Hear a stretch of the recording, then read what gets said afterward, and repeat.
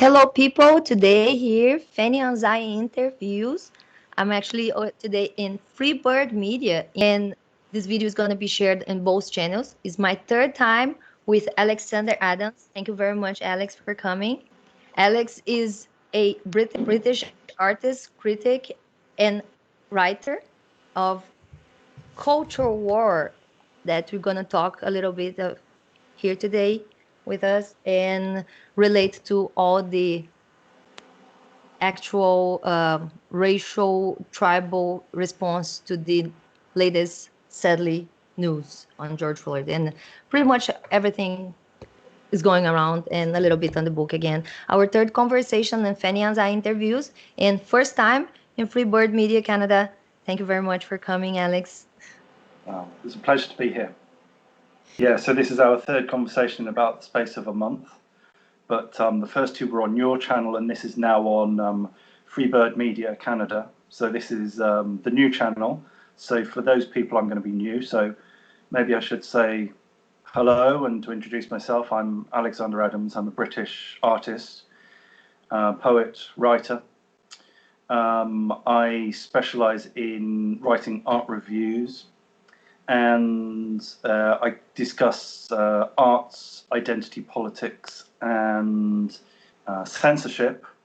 And this was the subject of our first two discussions. We discussed my book, Culture War, which I hadn't remembered had such an appropriate cover image until I was reminded of it this week. That's totally what I feel. Your book is just so. It's like all the books that I talked last year about and we read, and we had the author, you, James Lindsay, Peter Boghossian, Ellen Pluck Rose, everybody talking about this culture war in politics, in academics, in everybody's mouth, and just came. It feels like I messaged James Lindsay yesterday because I've seen him very active on Twitter since George Floyde and all the races. I mean, I like to say narrative. It feels like a merry-go-round of why are we still talking about the same thing since 2016? But the thing is, it's speeding up, and I think that it's becoming more and more important because it seems like we've reached a stage now where 2016, the violence of 2016 in America, people may remember that during the run-up to the election, there was I think it was Charlottesville in 2016, and then there was the destruction of a lot of Confederate war memorials in the USA, and this seems and that was not handled very well, and it was clear that this was going to happen again. And so 2016 just looks like a rehearsal for this wave of hysteria. And so I should tell a little bit about why I am particularly interested in this subject. I would advise people to perhaps have a look at my two articles on Spiked Online. At the moment, that's what I was doing. Yeah. So at the moment, I have two articles. There may be a third coming. I don't know. But at the moment, there are two articles. I will link all of them in the description. But there are two right now, and I particularly I read the other one the one that's more about arts. I was reading the Spike one that is so into everything we're gonna talk here today. So please just say just. Yeah, so I wrote these two articles, and they cover the idea of censorship, identity politics, and it's particularly important to me because I actually live in Bristol, which was the site of where one of the statues that was attacked. It was actually the statue that was destroyed, damaged. It was toppled, then it was dragged and pushed into the river, into the dock. And this happened in my home city, so it's particularly of interest to me. And I wrote basically two articles saying, that it was a bad idea, that whatever we think of the slave trade, and I should say at the beginning here that I am not a supporter of slavery or the slave trade in the past, now, or in the future. But I said that whatever our feelings about slavery and the slave trade, It's backward and destructive to suppress the voices of the past, even if we disagree with those voices, because we learn something from hearing people say something, even if it's wrong. We learn from it. So it's our duty to preserve those voices and to listen to them, even if we disagree with them, even if we laugh at them, even if we find them ridiculous. We should keep them. And property is a form of speech. And I see art as a particularly eloquent form of speech because it's very condensed. It's very refined, and it speaks very directly about what was important about a person, because they write on the base of a statue why a person is being honoured. And I think that's particularly important because it gives us an insight into how people viewed slave trading. Maybe the fact that it's not mentioned at all, maybe that is significant, the fact that they completely overlook this element. And that's why it's important to preserve these monuments, because there are not that many monuments. We don't live in a sort of post-Stalin-esque world where we have like thousands and thousands of statues of slave traders or people involved in the slave industry. They're relatively rare, and they get rarer every year. And so it's worth preserving them and keeping them and talking about them. And if you want to contextualize them, then add a plaque that explains what this person did and how they were involved in things that we don't approve of now. And this allows people to think about it and to look at these people, to look at these statues and to read about them. But if you remove the statue, you also remove the discussion. It's impossible to say that slave trading was at the heart of the British economy, or it played an important role in the import-export business in Britain and in British seafaring and in the development of the wealth of Britain. It's impossible to make that argument about how important that was if you have erased all traces, if you've removed every name, if you removed every street sign, if you removed every statue. People can look at it, they read this statement about, oh, it was really important, but all the evidence has been completely removed. And they think, well, why should I trust this? Why should I trust this account that it was important? Because I can't see any of it. The important thing is to keep it so we can talk about it, even if we disagree with it. And that's essentially my argument. That was my argument in the first essay on Spike. The second essay talks more about the dangers of collective guilt and mob action. So yeah, I love that you point all out. We can just dissect everything now a little bit, because I watched yesterday a video, Sargon talking about that, and I just loved, because I even made notes. Ah, my gosh, I have just so many notes. I even made notes because I think Sargon just gives so much chance for people to cut him out of context. He usually he usually says like, it's not that I'm saying, and then says, and it was just his quote yesterday that I started my series or channel, whatever, would be like a parody of Sargon, and is Sargon out of context, because he's saying like, see how Sargon is a racist, because yesterday he made a video. I don't know if it was yesterday. Yesterday was when I watched. The far right deserves representation was the name of the video. And around 4 minutes and 40 seconds, he says something, yeah, it's not that we're saying, and says exactly what you meant. It's not that we put the statue of those people there because they were slave traders. That was not the point. So we were not, praising their racism or whatever bad they did. We put them there because they had an important role in our society to build, to construct what we have today somehow. Yeah, built in sometimes in bad things, but remember, and there are so many layers to talk here. First, they were not the whites and the colonization that created slavery to start. Yeah. So they passed by, they picked up slaves that was a market, it was a business that was happening in Africa already, created by their own people. So Africans, black people, were enslaving black people, and they sold these black people to people that were passing by with boats and with a marketable product to trade. Okay, that was what happened. And not that far after, these evil white people that brought the slaves to America free them. We actually free them. Slavery is not okay in America, in Western society. And we are talking now, I thought was interesting, that the Sargon in the case saying like, yeah, we did not put those statues there because they were racist, but in the way that he said, he totally could be cut out of context and people call him racist. And the interesting thing I keep facing with this racist narrative coming from Black Lives Matter and other people that want to say whites create racism or created slavery. That is not true. They actually abolished the slavery. We don't think it's okay.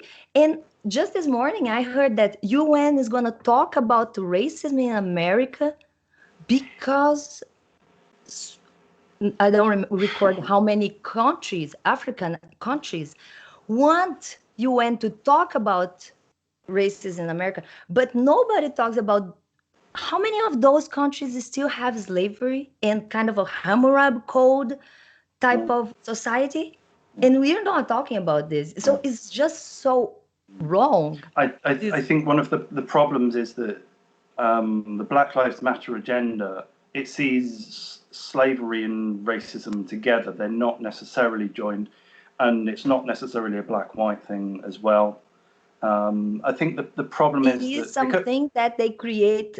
I think it's something you talk in the book, and other day I took a picture and made a post or something of I think it's about the fatal attraction, something like that. That is what is like the victim narrative that congregates, that gather a lot of these minority groups to fight this mythological enemy, common enemy, that is the system. The system is racism. There is this systemic racism that we need to fight. As like, where is it? It's more like a boogeyman that for people that don't know history and have not suffered any type of oppression or any, we're talking about.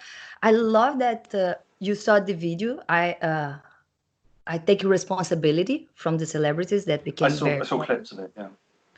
And now there are a lot of parodies of it. So I loved, and I shared the Andrew Clavin one yesterday because it's just so perfect, criticizing all the sides, and it's just brilliant. I think it's worth mentioning in Britain, Black Lives Matter doesn't really exist. It's actually a class thing. You find that the people who are going to these protests at the moment, most of them are white, most of them are middle class, most of them are left-wing. I think it's more what you say in the article, but what is interesting about that is because it's just a pattern, it's a meme. It repeats itself everywhere around the globe after George Floyde and Black Lives Matter and all the raising the racial culture war, the polarization on not necessarily, like you said, racial, but now it's like, oh, if I cannot frame blacks and whites, can I frame people and the system or people and the police? I would say that it's an expression of anti-patriotic feeling combined with performative anti-racism. So it's this idea that you're not embodying virtues, you're displaying them. You're displaying how opposed you are to racism by attacking a statue, even though that might be not the correct statue, even though that doesn't reduce racism at all. What you're doing is you're just demonstrating something, and this is something that we talked about.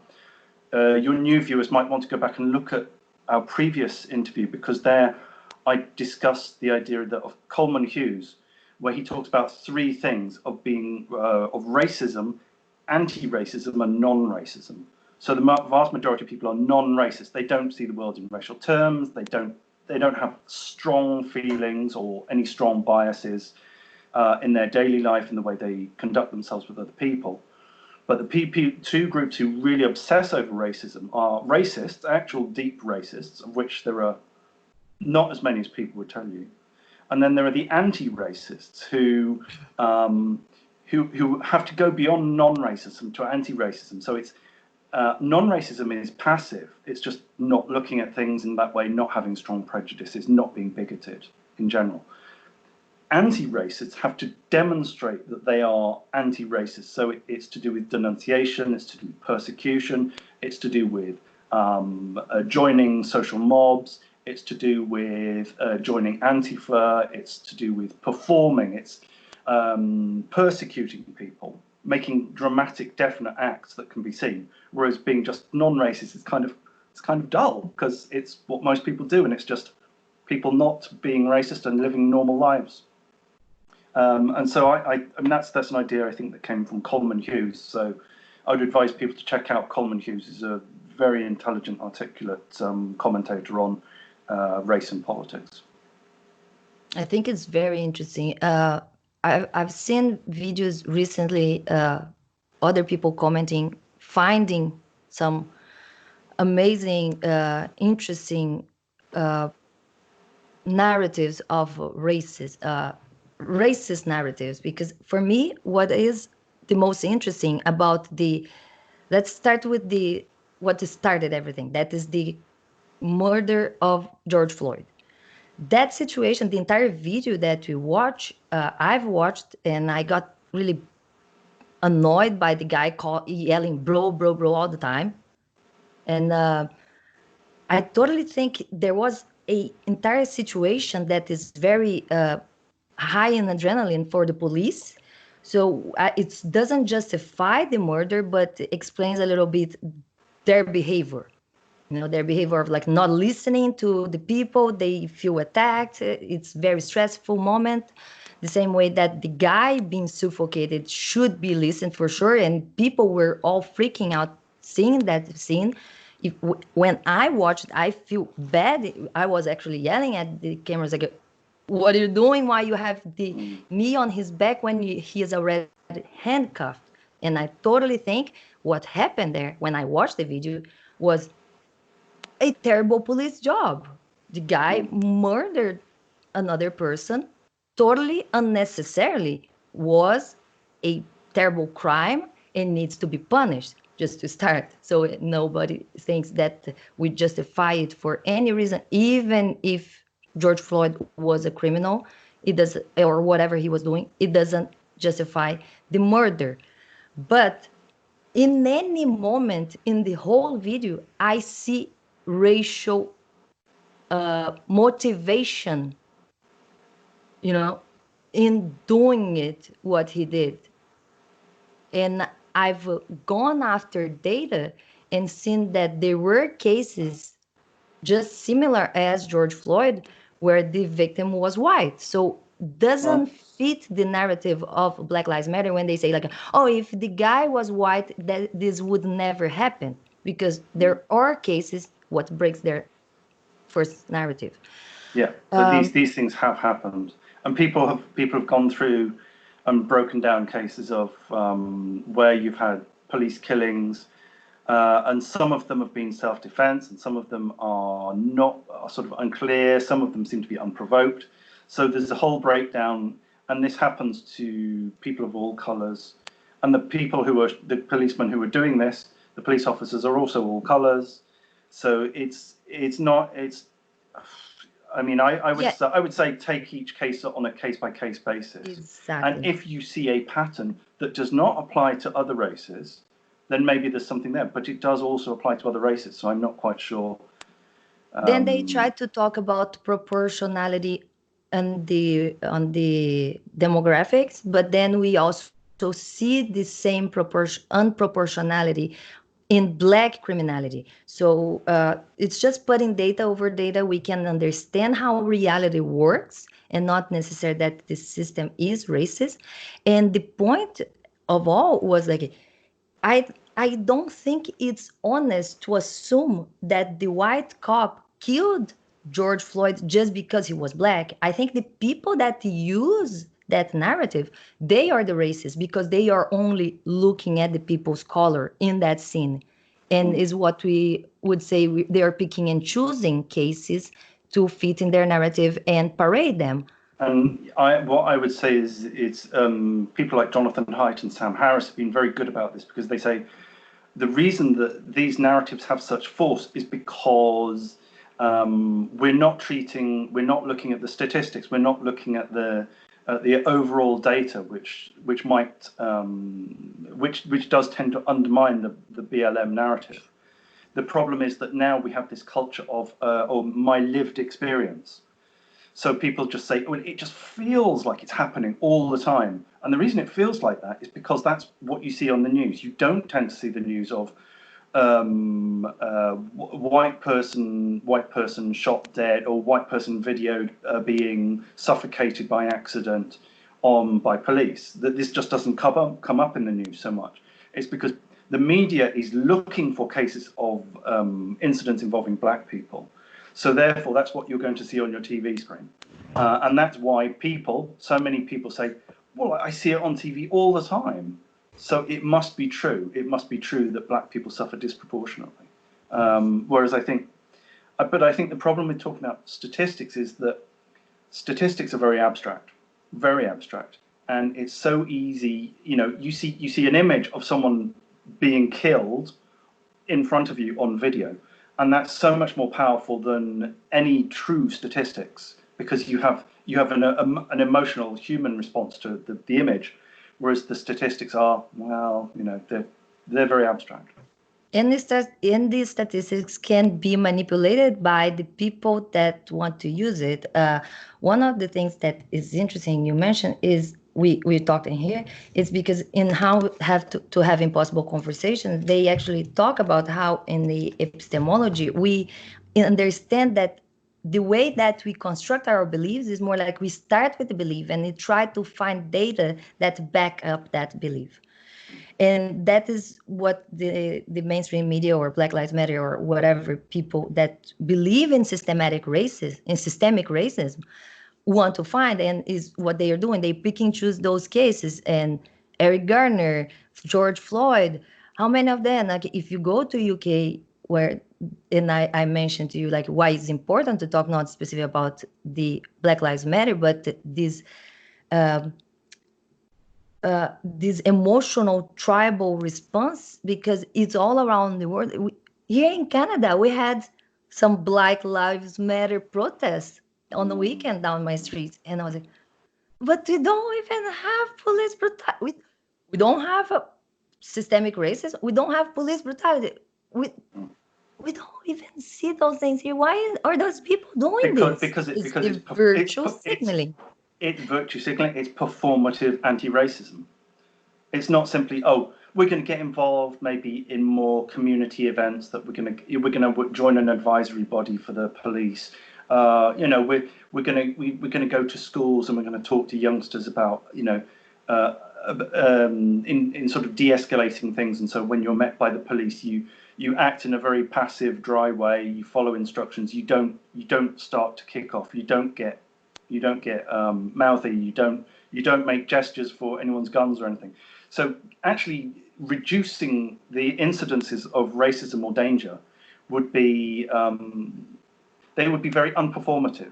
They wouldn't be very satisfying. It's much more satisfying to go on a demonstration and do the Black Power salute and scream and shout for an hour or two than it is to get involved in a school or a police community meeting, or to stand for the council. Definitely. Yeah, it is easy. And I saw yesterday a video talking about this too, how many people have been exposed just taking shots and leaving place or protests. And a lot of people are having a huge backlash being exposed like that, because then they're just posers. Yeah. And there is a lot of posers. I think it is important to talk about all of that, because if you actually care, maybe you would be more interesting to go after the data and find out that this narrative is being totally biased. I talked to, now that we're doing more for free word media, and we're talking about more the fake news. Interesting enough, I just received recently people sending me messages of like Trump mocking the death of George Floyd. And I went after the video, and it was a cut from 4 months ago. Trump actually mocking Bloomberg in a debate, saying that he could not answer the question, and he was just mocking and saying like he could not breathe and doing this. So they cut like 4 seconds and made a hashtag Eric Gardner, hashtag George Floyd, saying that while we are parading and walking the Black Lives Matter in memory of these people, Trump was mocking him. And I was, this makes no sense. So I went after the original video and I found it and I sent back to the people who sent me. And they were like, they felt ashamed because they were actually being fooled. They actually saw the post on Black Lives Matter and they were enraged. They actually sent the message saying like, I'm really mad at Trump now.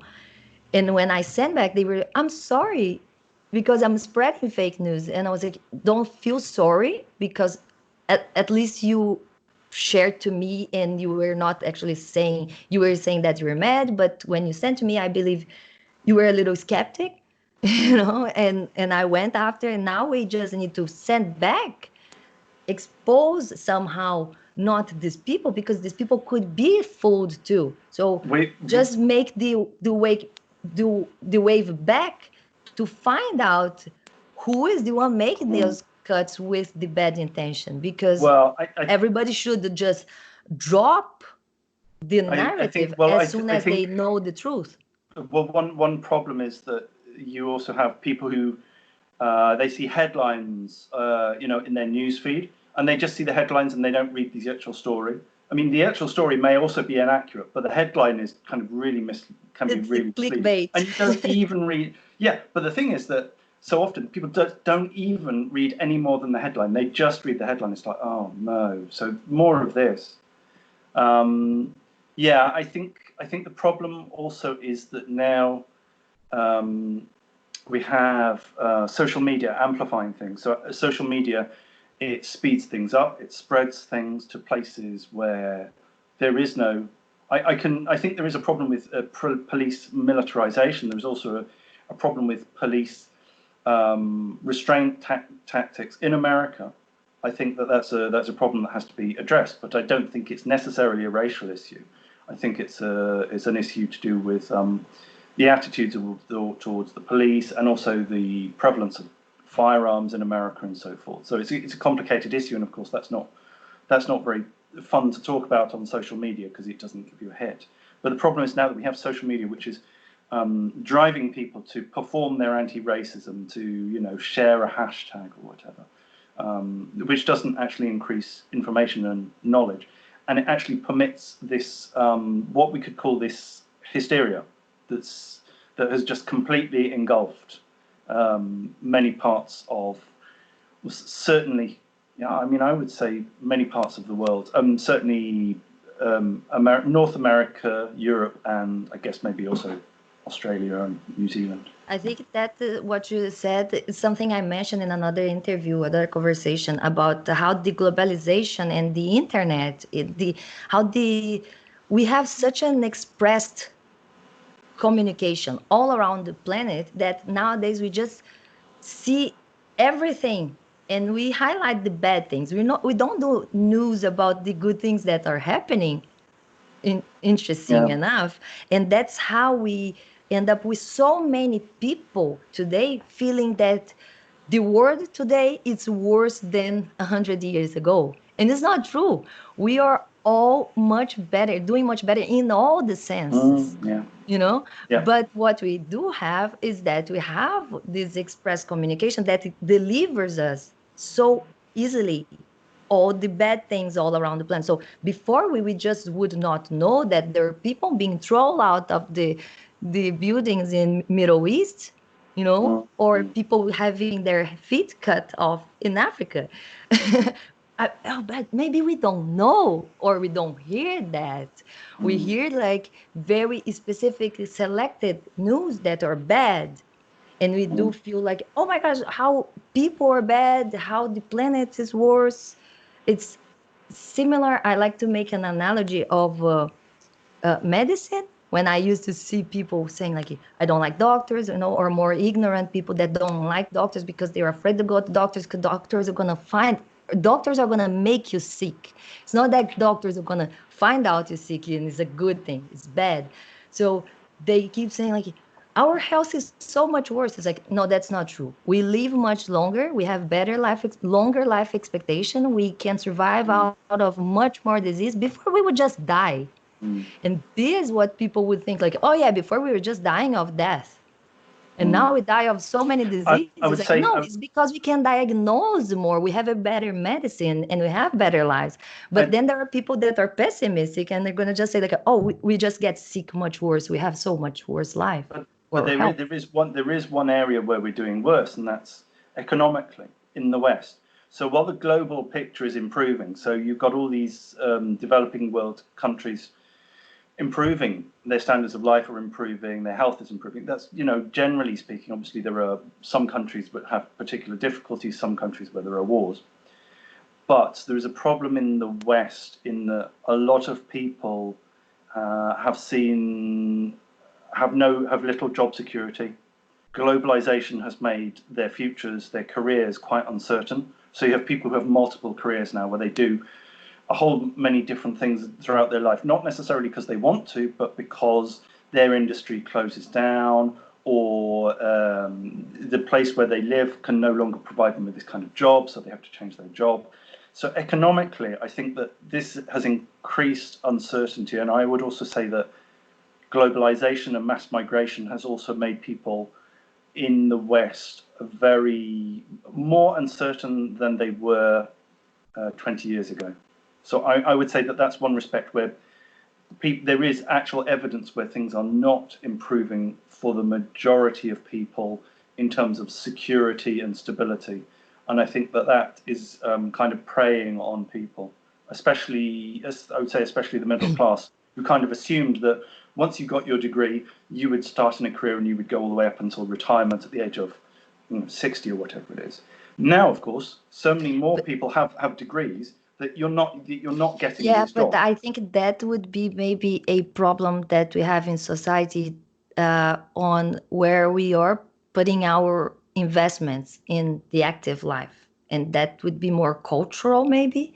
It definitely is political because there are a lot of political incentives to go to school, to get a graduation, and sometimes we should review the system, the way that we are producing employees in Western. But I still think like comparatively, if you zoom out, you're gonna see overall, that yes, we are doing better, and that we have a difference in between the Western society to the right, but then we save Asia because they are very apart and do well as well. So it's difficult. It's difficult. Maybe that is something we need to do more. Maybe even case by case. It's like go to the individualism, specific talking. yeah.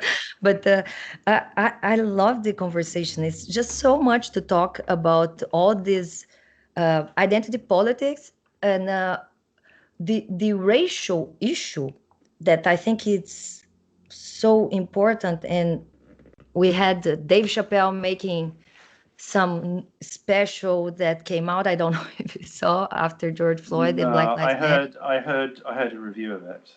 It didn't. I think one of the problems is that people in the centre and on the right, they liked the Dave Chappelle show against cancel culture, and they were very enthusiastic, and they think, yeah, that's great. Oh, what a great takedown. It's still good, and it's still good. But he was always on the left. He was always on the left. He was always invested in identity politics. He was always looking at things through a racial lens. So he's just reverting to type. So this new special, it's just like, if you knew anything about Dave Chappelle, you knew that was coming. The stuff on cancel culture, that's great. It's perfectly true, but that's not his primary thing. That doesn't mean he's not in the centre. He's not a conservative. He's on the left. Yeah. So I think people were disappointed because they hadn't got a complete picture of what his production was. Definitely. Yeah, that's true. That is definitely true. But what I like to see when we talk about, and it doesn't need to be necessarily famous people, important people. I think the racial narrative on the systemic racism or racism itself was when you talk about George Floyd case, and even if we assumed, and that I think is wrong, let's say, because I don't like the assuming that the cop was racist and that's why he killed George Floyd. But even if in the future he comes out as being a KKK member, racist, that I don't, I killed him because he was black. If he said all that, and we know that he's a racist cop that killed the black guy, I still don't think one individual, this one cop makes the entire system racist. Mainly because he was fired, he was charged, the entire team is being prosecuted. So let's see, justice is That being shows you made. that shows you that the system is not racist. That shows you that the system is trying to deal with these incidents, that people get Exactly. punished for it, So that it doesn't make these things are sense. not Yeah. covered up. The protests, the riots don't make sense. And talking about the protests versus riots, we are talking about we are fine, we are all lives matter. And one interesting thing that on the racist, anti-racist narrative is that people like to say, if you say all lives matter, you're racist. And it's like, that's not true, because if you're actually racist, you never would say all lives matter because you don't believe all lives matter. You actually think there are lives that matter more. So uh, I don't I don't see how their exercise, their thoughts make sense, because don't because they don't. That's my point. And you can tell that it's more of a slogan than an actual belief system, BLM, because when it comes to what are they doing every day about the killings, the gang killings in major American cities, Detroit and Chicago, and so there's black men and black people in general are much more in danger from other black men than they are from the police. And this is because of the gun culture, because of gangs, because of problems in the inner cities and so forth. And it's a terrible problem, and BLM don't seem to be talking very much about this. And they also don't talk about who was the retired black cop who was defending the shop and he was shot to death. Mm-hmm. And that was I've forgotten his name. I did know his name, but the BLM doesn't talk about him, even though he was black, even though he was defending a local shop against looters, because he was an ex-cop. His life doesn't matter as much as Keith Floyd. And that is terrible. That is terrible, because it's just more like what we see demonstrations are all white lives matter being cut down. So do do white lives do not matter? And it's interesting. I think it is the most dangerous thing on the black, white, or racial, to raise this racial war, is because we should not even be segregated by that. The same thing I always talk on the channel was like, I think we should not be building more walls. Like, all the things that polarize us should be opinions, and should not be that powerful. If it's something that is uh, is your identity, and you cannot even change, is something that should not be judged, and we should not be put so much importance on that. So it's the same thing when you talk about gender identity. It's like, I don't care what you do in your private life, which sexuality you have, so stop bringing this up in the politics. The same thing with the racial. What increases segregation is mass protests and race riots, because you have white flight. People, right now, San Francisco is kind of emptying out, as so many middle class people are trying to sell their houses for anything they can get so they can get out.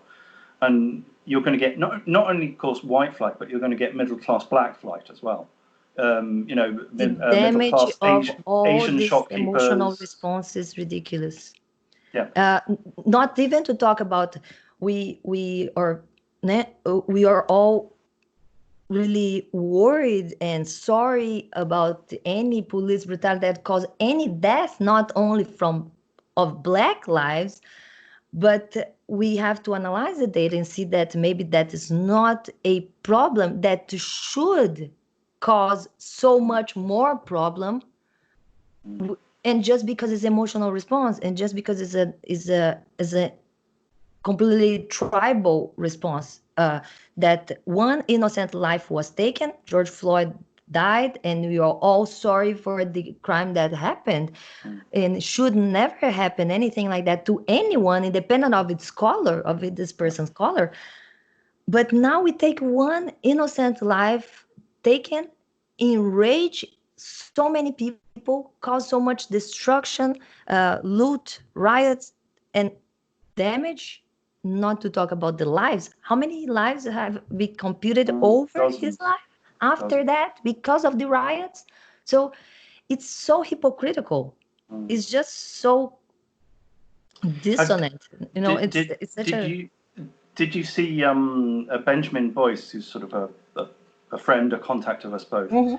Benjamin Yeah. Boyce did this new video about the three options. He was talking about basically it was someone who was in the theatre world in America, and they were compiling a list of people who hadn't properly, of venues, who hadn't properly committed support to Black Lives Matter and not donated to them. And that you have three options. You can either refuse to donate, or keep silent. And he was saying that basically this list is kind of like it's a protection list. It's basically you support Black Lives Matter or there will be consequences for you. You will be blacklisted, you will be protested, there will be consequences. Oh Yeah. my God. And the That's thing is scary. that it was printed in a newspaper as if this was a good thing, as if they approved of this. And the person spoke openly about saying, "Oh yeah, we're keeping a list of people who are donating and not donating." And they were saying this openly, that it was okay. So it's basically they're saying that a major part of what's happening now is an extortion. It's a credit racket. It's like the mafia or a gang saying, you know, if you want to keep trading, you need to give us money, and that seems to be what's happening with BLM. It's terrible. It's terrible. And actually, I think I'm just thinking back on the video that I shared yesterday, because in the Andrew Clave, and one of the parts of I take responsibility, actually it says like, please don't kill me. I take responsibility, so please don't kill me. and, and I was like, okay, that was very edgy, because it's almost like saying like, okay, Black people are violent, so please don't kill me. I will say I'm sorry for your. It's and that is like it's the edgy thing of a comedy that I enjoy so much to be able. But it's sad when the comedy is actually speaking so much truth, because people are just so dissonant nowadays that they would threaten people with violence if they don't support something. The other thing I think is sad, but I have friends that have shared not specifically their opinions on Black Lives Matter, but they keep sharing articles that say like, if you do this, you're gonna be sending money to Black Lives Matter into groups, and has a very low likes, I would say. And what makes me happy, because I personally don't support Black Lives Matter. I speak very against their mythical narratives. I think all lives matter, and anything that use racial narrative to prop up, it's The, silly and sad, and is using the, badly intentionally, you know. yeah. The direct upshot of these protests and the riots is that Black Lives Matter has received tens of millions, maybe hundreds of millions of dollars, either going directly to them or to their community projects that they support. So these are basically associated organizations that have links or are controlled by BLM or our allies of BLM. So this is a huge business for them. It's really shocking. I don't know. It's troubling. It's worrying, I guess. Yeah, A and little bit on what you see Project Veritas exposing on Antifa, uh, those movements that end up creating little militias and violent little groups. It's dangerous. It's worrying, mainly when you're talking about places that have no police anymore, that they are trying to ban police. And I don't know. we should say at the time of recording, the Capitol Hill Autonomous Zone in Seattle still exists. By the time you see this, it may not exist anymore, but yeah, we'll see what happens. And I think one of the reasons that we had our violent protest in Bristol is because Bristol is a very, very left-wing city, and has a lot of university students. And what happened was, the reason it could get to the state it did, and the reason things got out of control in London as well, is because the police chiefs, the councillors, and the local politicians support the mobs. They are also left-wing. They want to show that they are anti-racist, so they hate anything that's branded as racist, even though it may not be racist. And so they approve of this idea that almost anything connected with British history is covered in blood. It's the upshot of evil, and that it needs to be punished or erased or humiliated. So one of the reasons the protests in Britain have gone quite badly is because the police chiefs are told by the politicians, leave the protesters to do what they want. We don't want to injure any protesters. And much of the senior police force is also it's more trained in anti-racism than it is in fighting violent crime.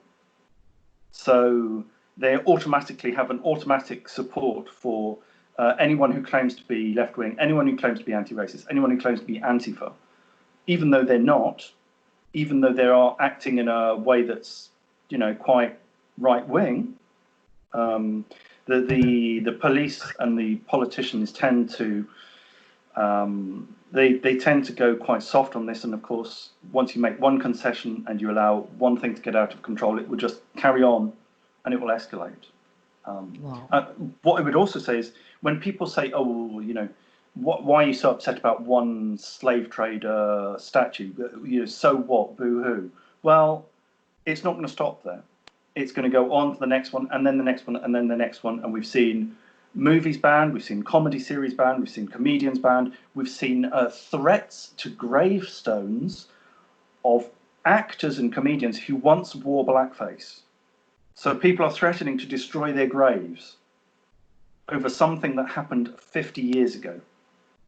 And this will carry on and carry on expanding, because if you have a system of denunciation and of accusation, then it must spread. It can't be contained. It has to expand, because everyone has to name a racist, has to name a sexist, has to name a slavery supporter. So it has to expand.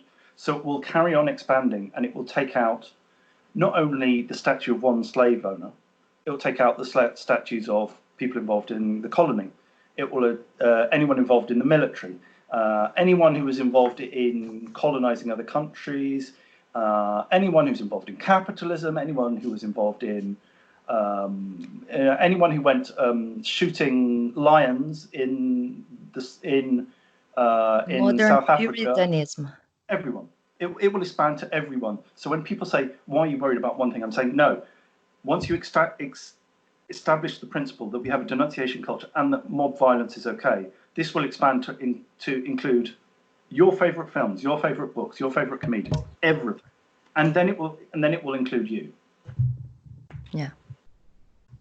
Yeah, it's the witch hunt, is the Puritanism of nowadays that you're going through, and it's scary. It's scary to go through it again. I promised your viewers an exclusive.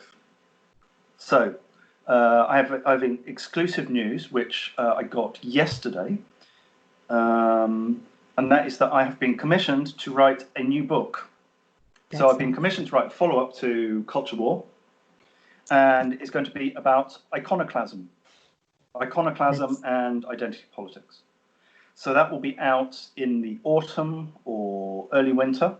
So I encourage everyone who hasn't already read this book to keep an eye open for this new book, because because it will be covering issues like this. I'm really frustrated because now I can't use this cover for the next book, because this is the perfect cover for the next book. So I have to, and I drew this cover. Maybe now you can you draw something? Maybe the next step that we're going through right now. Maybe rolling the statue down the river. Yeah, I mean, I have to make find something more I have to find another. I have to find another the reality of we're going through. Oh, I should point out, because the viewers to Freebird Media won't know that I made the postcards that are behind you. That's right. Yeah, we did not introduce. Guys, go check my interview, the other two conversations I had with Alex in my channel. There are his illustrations in the book as well, and I have other one. This one is one that I've showed in one of our conversations. So he has some and more. And the last one you sent me, I put up there. It's the last one you sent me. Really nice after our conversation. One more thing that I just wanted to talk about, all this racial conversation we are going today. And it's interesting because in the end of our second conversation in my channel, I mentioned that I wanted to approach racism, systemic racism, that would be a whole conversation, and we could not just start at that point. We were talking for like an hour already. But I think today I saw a video of a guy that made a book called Anti-Racism, I think, and talks about how it's important to fight racism, to point out racism all the time. And when I see this type of conversation with this type of narrative, people that believe this, what I'm afraid of happening is to be putting lens on people's eyes that they will believe is what they expect to find. Is the scientist, and is what we talk on grievance studies, when you start from the conclusion instead of studying the situation, like we mentioned. So I was just I played the scenario of, like, imagine kids playing together, and kids are really tough and rough to each other, and sometimes they are mean and they say things, but and most of the time they are just being kids. They say no to each other because they don't want to share, they don't want to play sometimes together, and sometimes it doesn't have anything to do with color. Most of the times don't have anything to do with color. I actually have read reports after that, and I can say a little bit after. But in my comment and my fears, because I see my daughter that is a mixed race, she plays with other kids and she says no to kids all the time. She sometimes doesn't want to play. Sometimes she's rough with them. And my fear now is because there are a lot of black kids around being taught that people are bad to them because they're black.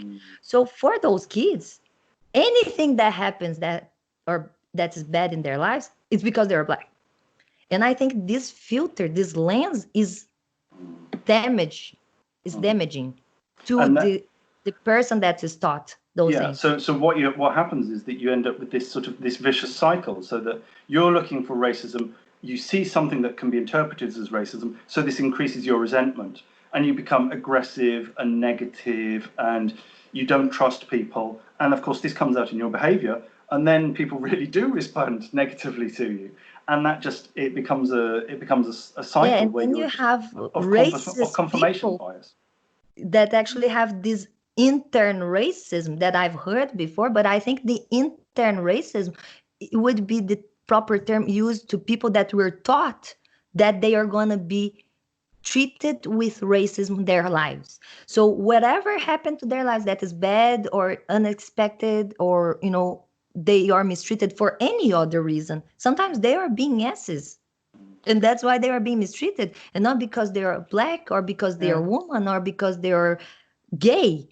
But all this narrative on you're being mistreated because you're a woman, because you're black, because you're gay, those narratives are damaging to these people, because life is tough, life is hard.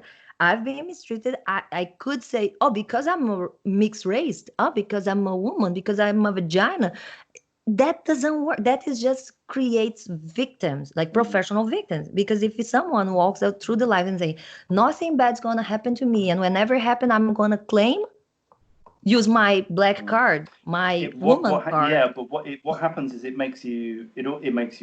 also makes you lazy, because any problem that I encounter, that was external, that was outside, that wasn't me. I don't need to change. You need to change. You need to accept me. You need to accept my diversity. You need to accept my lived experience. And you don't look to improve yourself. You don't look to improve your lack of knowledge. You don't need to expand yourself, because. And you get into this mindset where everything you've done, everything you've achieved, is because that came from you. Everything that you failed at, that was because someone else did it to you. And I know Jordan Peterson speaks a lot about this, but I mean it's I love that you talked about the mindset, because I talked recently with Cernovich, and he has the book The Gorilla Mindset that talks a lot about your mindset, what you were taught, how that is important on you growing and you're changing your life, and even about more, even deeper on more the capacity of yourself to change your life when you're taught that you're made like this and you're supposed to behave or do like this, how that is impacting people's life so deeply. And you actually have a power to change, because we are all individuals. You don't need to fall into these stereotypes. We actually should be working to not fall into stereotypes and to do better by ourselves, or to do the best of us. That's something I recently have talked to some people, saying that I lost a lot of time in my life because I lived more driven by emotions than by reason for a very long time. Even if I was trying to reach that point, it's difficult to put it all together and work that in life for you to be the best of yourself. But that, I think, is the meaning of life and the purpose that a lot of people have not encountered yet, because lacks philosophy and. Well, I would say this also applies to feminism as well, because you get a lot of this coming from, I'm failing, I'm not doing so well in my life, because people are treating me like a woman, they're treating me badly. If I was a man, I'd be doing so much better. It's not necessarily true. And then a lot of people, they do come to a realization that no, actually, I need to improve. I need to work on some things myself. It's not all external. I'm not, my failings are not necessarily external. Some of them are internal.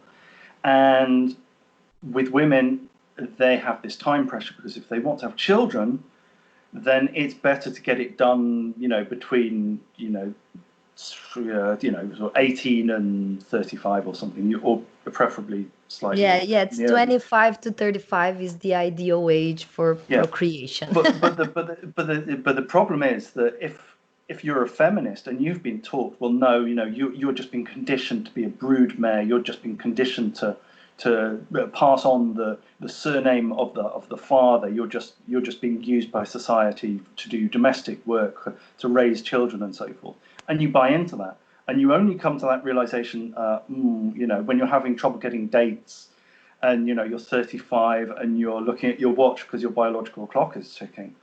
It's really tough for women who have fallen into the trap of latching onto feminism in their teens or early 20s, and then suddenly coming to the realization, oh my God, I'm really up against it now.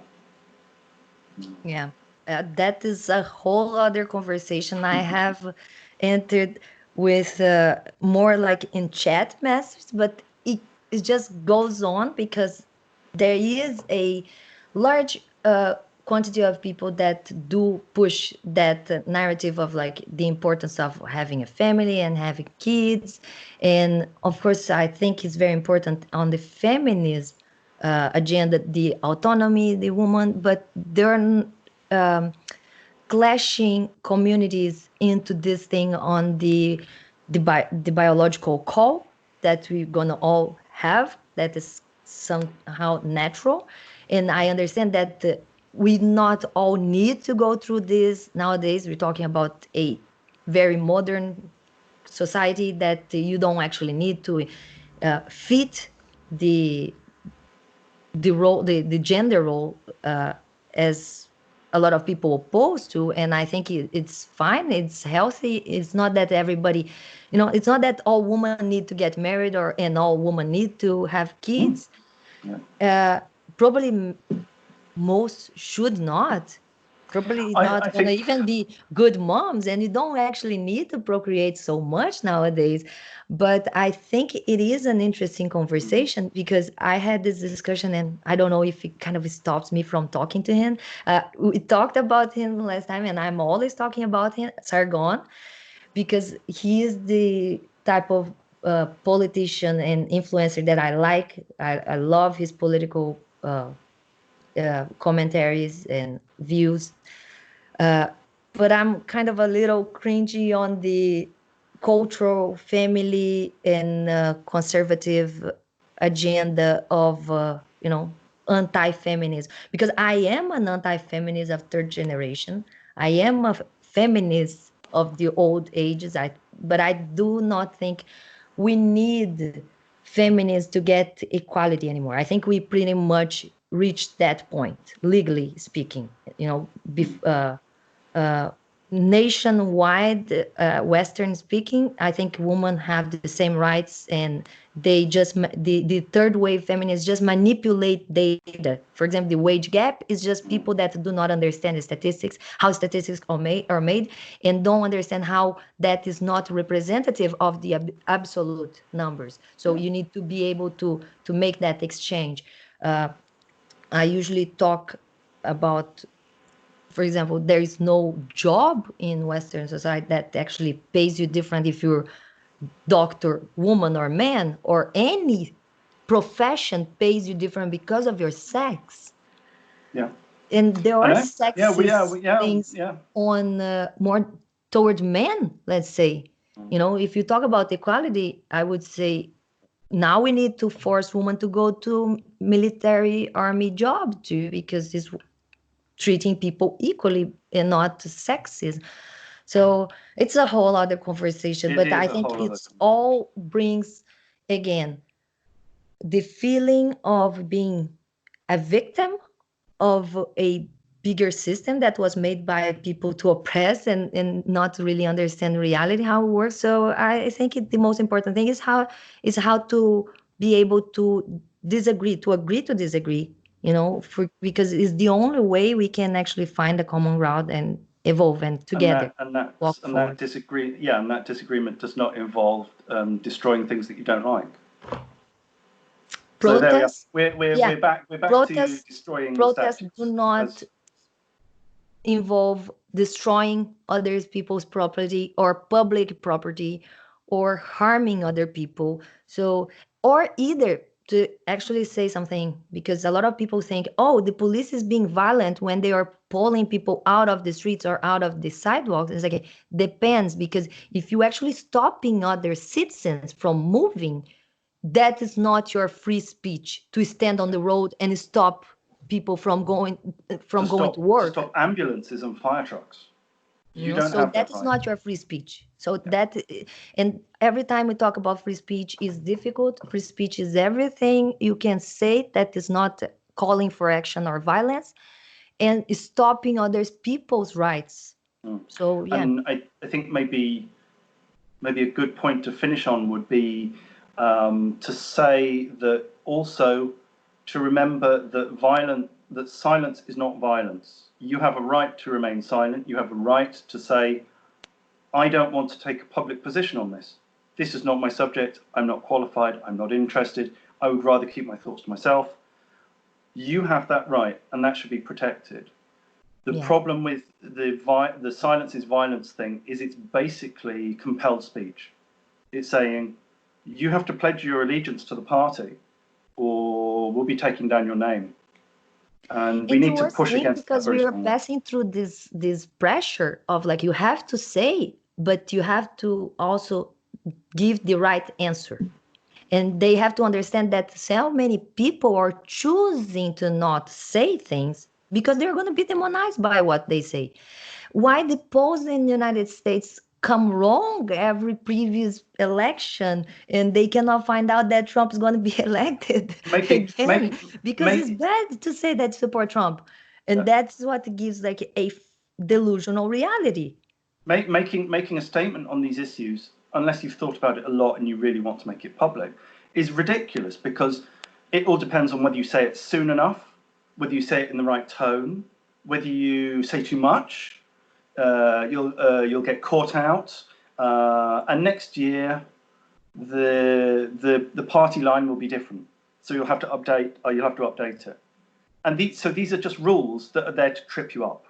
They're there to catch you. They're not designed for you to show your support or for you to take part in a discussion, in a national discussion. It's a way of tripping you up. It's a way of catching you. It's a way of punishing you. It's part of the denunciation society.